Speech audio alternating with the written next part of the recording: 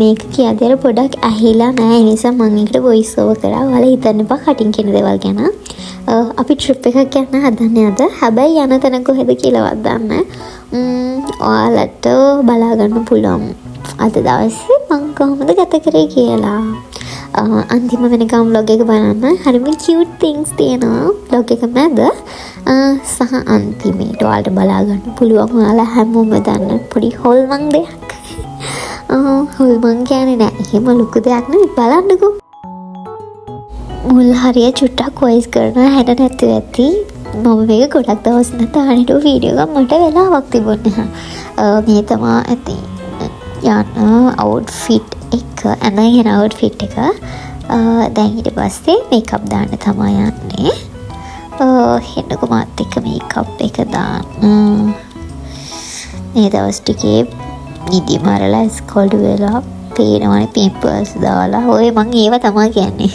දැන් මේකප් එක දාලා ආවා. මේ තමයි ෆයිනල් ලුක් එක. තේරෙනවනේ ළමයි. පොඩ්ඩක්වත් වෙනස්ලා නැහැ. ඉතින් ලිප්ස්ටික් ගාපු නිසා පොඩ්ඩක් මුහුණට එළිය ඇවිල්ලා ඉච්චයි. මං තද පාට ලිප්ස්ටික් ගන්න හරි ආසයි. හැබැයි මගේ මුහුණට කැතයිද මන් දන්නේ. ළඟට කැතයි දුරට නම් අවලක් නැහැ ෂේ. මේ තමයි දැන් අවුට්ෆිට් එක. ට්‍රිප් එකක් යනවා කියවට මම දන්නේ නැහැ කොහෙද ට්‍රිප් එක යන්නේ කියලාවත්. අපච්චිගේ යාළුවෝයි මේ මයි නංගී අපච්චි තමයි ට්‍රිප් එක යන්නේ. අපි බලමු කොහෙද යන්නේ කියලා. දැන් අපි වෙහිකල් එකට නැගලා යන ගමන් ඉන්නේ අපේ ගෙවල් වලින් නම් පොඩ්ඩක් ඇතුල් පැත්තට යන. ඒ කියන්නේ දෙල්තොට පැත්තට වගේ බලමු. මේ තමයි යනකොට හම්බෙන view එක. හරිම ලස්සනයි. ඔන්න ෆයිනලි තාත්තිගේ යාළුවෙක්ගේ ගෙදරට ආවා. මේ තමයි කට්ටිය. ඊට පස්සේ යාළුවයි ගෙදර හරි ලස්සනයි. පළහැලක් තියෙනවා. ඉතින් අපි එතන වෙලා බල හිටියා. ඊට පස්සේ ආය අපි එක්කන් ගියා කබාන එකට. එයාලගේ කබාන එක ඒ අංකල්ලාගේ මම මෙන්ෂන් කරන්නම්. එතන හරිම ලස්සනයි. හරිම නිස්කලංකයි. හරි ෂෝක් ළමයි එතන.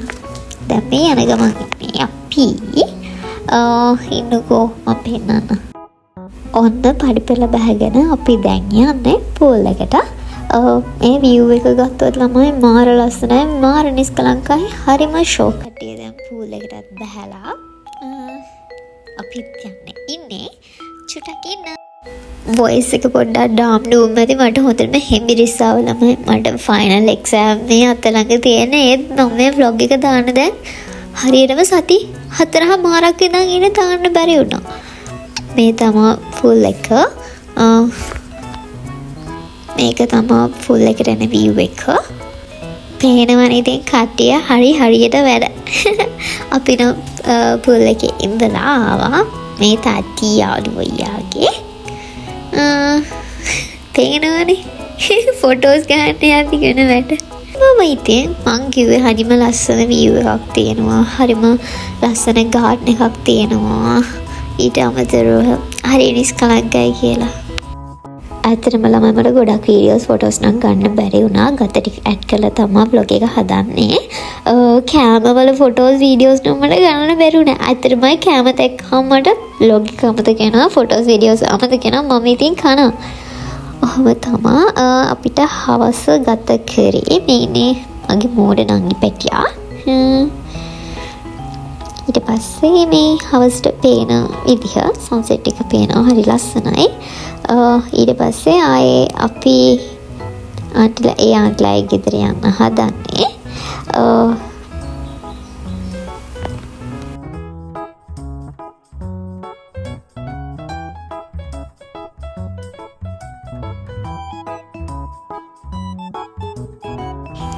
මේ තමයි යාළුවගේ rooms. ඔයාලට පේනවා ඇති හරිම comfortable rooms තියෙන්නේ.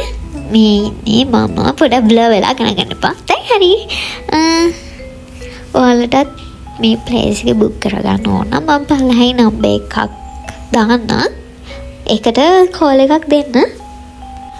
දැන් ඉතින් කට්ටිය එකතු වෙලා සින්දු කියන්න යන්නේ. මම මෙතනින් එහාට වැඩි වොයිස් ඕවර් කරන්නේ නැහැ. චුටි තැන් වගේ එකදී විතරක් වොයිස් ඕවර් කරන්න. ඔයාලා ඉතින් එන්ජොයි කරන්න මගේ vlog එක. ඔය පේනවනේ ළමයි ඉතින් හරිම සතුටින් තමයි අපි හැමෝම ඉන්නේ. මෙහෙම තමයි vlog එක ගත වුනේ. ඊට පස්සේ පොඩි ස්පෙෂල් දෙයක් තියෙනවා. ඉවෙන්ට් එකක් නෙමෙයි පොඩි ස්පෙෂල් දෙයක් තියෙනවා. මම එතන වොයිස් ඕවර් කරන්න. එතකම් මේක බලන්න.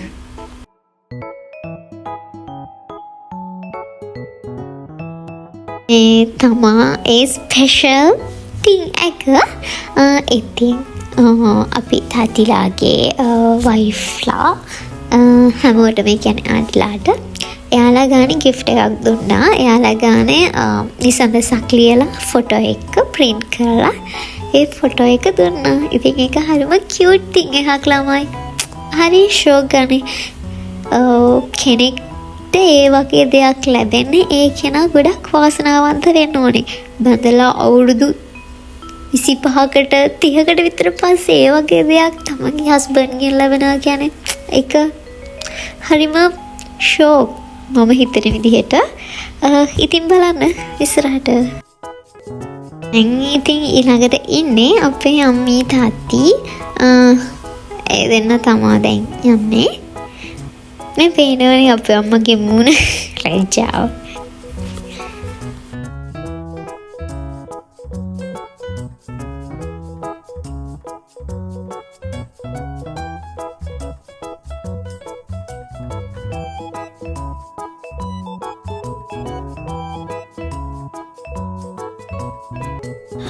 ඊළඟට gift එක දීලා ඉවරලා ආයෙත් අපි සින්දු කියන්න පටන් ගත්තා. කන්න 100ක්වත් නැහැ අපිට තියෙන සින්දු කියන්න පටන් ගත්තාම. එහෙම සින්දු කියලා අපි ඊට පස්සේ කන්න ගිහින් ආවා. ඊට පස්සේ ආයෙත් සින්දු කිව්වා ළමයි ඔයාලට කැමවල නම් ෆොටෝස් මේකට ඇඩ් කරලා නැහැ.